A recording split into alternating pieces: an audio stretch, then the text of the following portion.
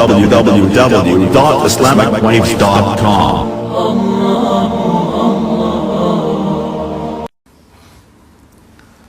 جھوٹ نہ بولو چاہے سب کچھ دینا پڑ جائے، جھوٹ بول کے پیسہ نہ بچاؤ،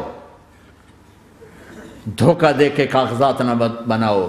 یہاں کی لڑکیوں سے اس لیے شادی کرنا کہ میرے کاغذات بن جائیں، اللہ کے واسطے ایسی ذلت کے کام نہ کرو۔ میرے نبی نے فرمایا جس نے دھوکہ دیا میری امت سے نکل گیا۔ نماز چھوڑنے پر کہا اس نے کفر کیا، جس نے نماز چھوڑی کفر کیا، اور جس نے دھوکہ دیا میری امت سے نکل گیا۔ من غش فلیس منا۔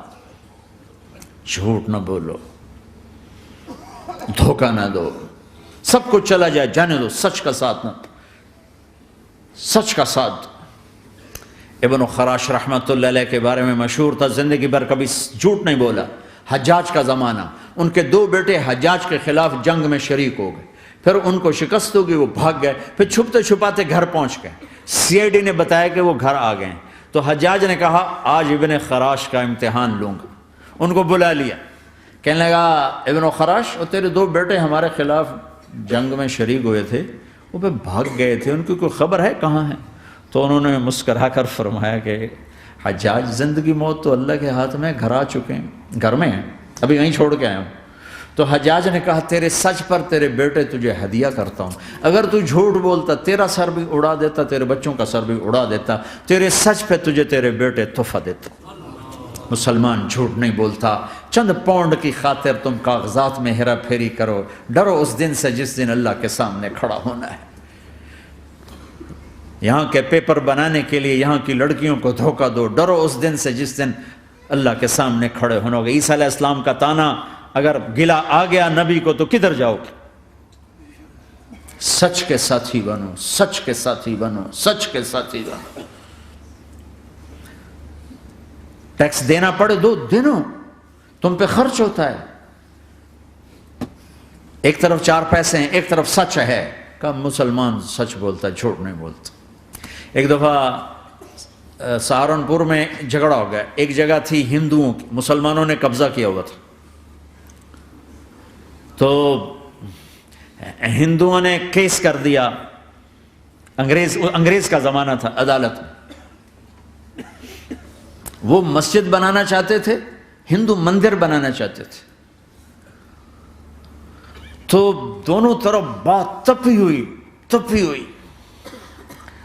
تو آخر وہ جج نے کہا بھائی کوئی ایسا آدمی ہے، ہندوؤں سے کہا، جو گواہی دے دے تو اس کی گواہی تم قبول کر لو گے؟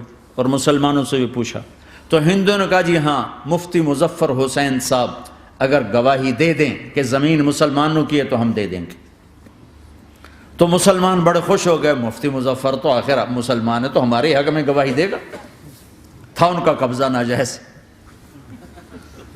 تو جب وہ عدالت میں تشریف لائے، مسلمان بڑے اطمینان کا ہن جناب ساڑھے حق کے فیصلہ ہونا ہے، چونکہ آج کل صرف سچ کو کون دیکھتا ہے۔ تو انگریز جج نے پوچھا ہاں جی مفتی صاحب آپ کیا کہتے ہیں؟ فرمانے لگے دیکھو جج صاحب، یہ زمین ہندوؤں کی ہے اور مسلمانوں نے قبضہ کیا ہوا ہے۔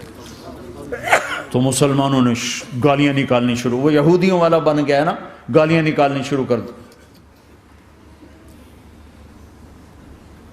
تو انگریز جج نے کہا آج مسلمان ہار گئے اور اسلام جیت گیا، آج مسلمان ہار گئے اور اسلام جیت گیا۔ اپنی ہار مان کے اسلام کو جتاتا، سچ بول کے اسلام کو جتاتا۔ جھوٹ کے ساتھی نہ بنو، سچ کے ساتھی بنو۔ جھوٹ کے کاغذ بنا کر کوئی بینیفٹ حاصل نہ کرو۔ میں نیوزی لینڈ گیا، میں حیران ہو گیا، ایک ہفتہ میں رہا، ڈپریشن کا شکار رہا کہ مجھے بتایا گیا کہ پورے نیوزی لینڈ میں ایک آدمی جھوٹ نہیں بولتا سوائے پاکستانیوں کے، بنگالیوں کے اور انڈین۔ جو بنگالی، جو پاکستانی، جو انڈین پہنچے یہ جھوٹ بولتے ہیں، ہیرا پھیری کرتے ہیں، ان میں ایک آدمی جھوٹ نہیں بولتا۔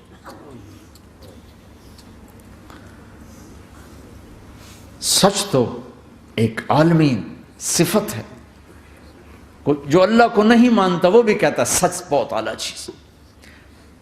اور تمہیں تو تمہارا نبی کہہ رہا ہے الصدق ینجی والکذب یہلک، سچ نجات دیتا ہے، جھوٹ ہلاک کرتا ہے۔ www.islamicwaves.com